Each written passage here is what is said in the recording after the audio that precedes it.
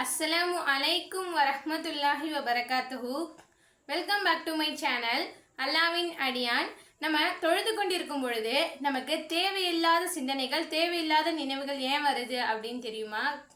இதை குறித்து நபிகள் நாயகம் ஸல்லல்லாஹு அலைஹி வஸல்லம் அவங்க சொல்றாங்க ஒரு ஹதீஸ்ல. இந்த ஹதீஸ் பார்த்தீங்கன்னா புகாரி ஷரீஃப்ல இடம்பெற்றிருக்கு. இந்த ஹதீஸை அபூ ஹுரைரா ரலியல்லாஹு அன்ஹு அவங்க அறிவிக்கிறாங்க. அதாவது, தொழுகைக்காக பாங்கு சொல்லும் போது ஷைத்தான் சப்தத்துடன் காற்று விட்டவனாக ஓடிவிடுகிறான். மேலும் பாங்கு சொல்லி முடித்ததும் திரும்பி வருகிறான். தொழுகைக்காக இக்காமத் சொல்லப்பட்டால் ஓடி விடுகிறான். தொழுகைக்காக இக்காமத் சொல்லி முடிந்ததும் திரும்பி ஓடி விடுகிறான் அப்படின்னு சொல்றாங்க. அது மட்டும் இல்லாம தொழுகாதி, அதாவது தொழுகைக்காக ரெடியாகும் போது அந்த டைம்ல தொழுவாளி தொழுது கொண்டிருக்கிற போது அவங்களுடைய மனதில் எண்ணத்தை போட்டு ஊசலாட்டத்தை ஏற்படுத்தி 2 ரக்காய் தொழுதமா இல்லை 4 ரக்காய் தொழுதமா அப்படின்னு ஒரு குழப்பத்தை ஏற்படுத்தி விடுறான் அப்படின்னு நபிகள் நாயகம் ஸல்லல்லாஹு அலைஹி வஸல்லம் அவங்க சொல்றாங்க.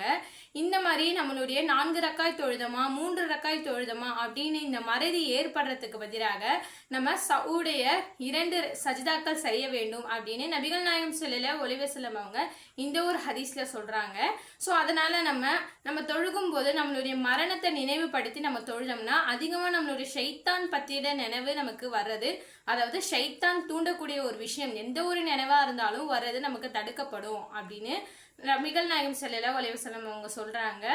அஸ்ஸலாமு அலைக்கும் வரஹ்மத்துல்லாஹி வபரகாத்துஹு.